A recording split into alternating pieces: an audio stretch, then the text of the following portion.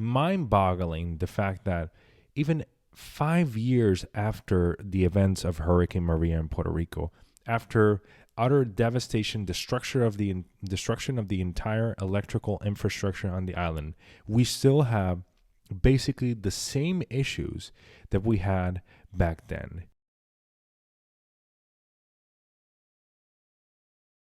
Hello everyone, welcome back to Luis Discusses Everything, and today we're going to discuss Hurricane Fiona's onslaught on the island or the U.S. territory of Puerto Rico.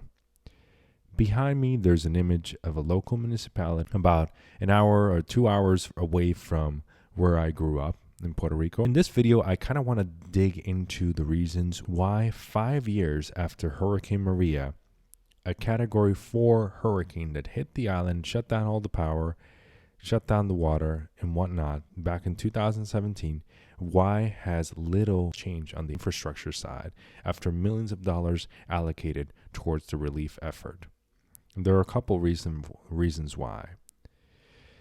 As you know, very recently, Hurricane Fiona hit the island of Puerto Rico, but it grazed the island around this area, so around the western side of the island, right? But it was moving so slowly towards westward movement that it left 30 inches of rain on most of the island, but specifically on the southwestern side of the island. It continued on to the Dominican Republic. It hit the Dominican Republic as a Category 2 hurricane. It kept creeping forward until Bermuda. It was Category 3, if I'm not mistaken. And right now, it has made landfall in Canada as of September 24th, 2022. This is kind of like the aftermath of its results, right? Flooding, extreme, complete collapse of the infrastructure on the island, a complete collapse of electricity, complete collapse of water services, and of the sorts. I think this article basically sums up what's been going on in Puerto Rico, or the result of what's been going on in Puerto Rico. And this was just published yesterday by NPR News. It says 5 numbers that show Hurricane Fiona's devastating impact on Puerto Rico. Here is the municipality of Salinas. You can see just the utter devastation of the hurricane on the island, what 30 inches of rain can do. And the number one fact is some areas of Puerto Rico got over 30 inches of rain, so even more than that. That's mostly the western side of the island, and some areas were also utterly devastated, such as Tua Baja, which is more on the northern side, about 18 minutes from San Juan to the west. You also have dozens of rescued by the National Guard. The National Guard was activated in Puerto Rico to enhance relief efforts activated by the state government, right? FEMA comes into play. It works with the state government, but the state government then activates the National Guard. More than 900,000 are still without power. And I'm telling you, this was just published yesterday. So as of yesterday, September 23rd, still almost 1 million people without power, and an island that has so many elderly people living. And this is in Condado community in Santurce, so that's in kind of like the outskirts of San Juan. I actually lived there for 6 years around this area.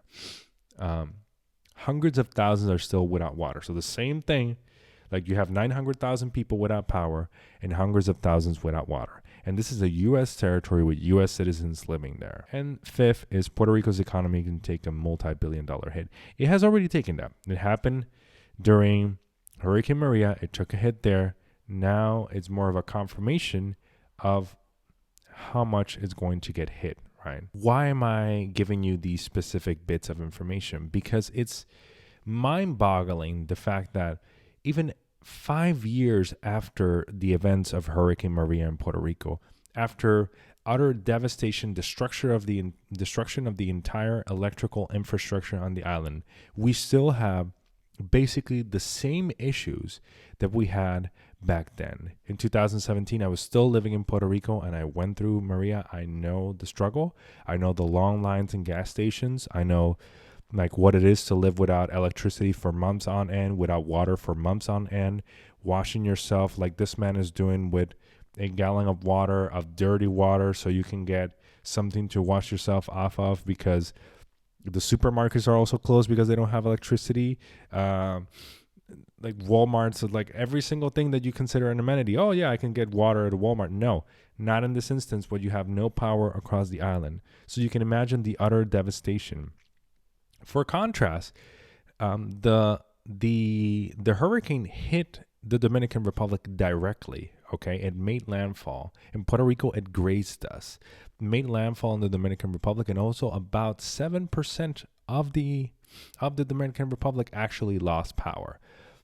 So that tells you the comparison between resilience between one island and the other. Now, to be fair, the Biden administration has declared the majority of Puerto Rico, or most of Puerto Rico, as in the emergency declaration. I think he declared all of Puerto Rico as part of the emergency declaration, but the local governance has not, or initially did not.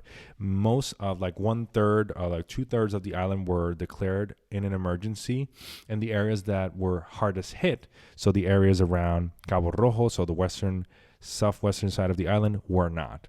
This is also mind-boggling because we know hurricane did devastate the grid, so the entirety of the island should be declared under emergency. That's only one side of the story, right? If you declare the entire island to be under emergency declaration, you still have the fact that the local state has to distribute that fund in addition to FEMA, right? So what happened during Hurricane Maria was that, yes, we were giving loads of billions of dollars to kind of like repair the infrastructure of the island, but most of that funding was retained.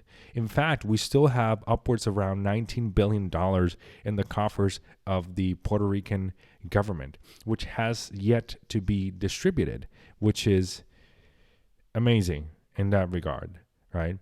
Now, you may ask, why has this been the case? It's because a lot of politicians in Puerto Rico have withhold that funding so that during election time, they use some of that funding to distribute resources across the island to show people, hey, you should vote for me, even though that funding should be used to reconstruct the infrastructure in the island.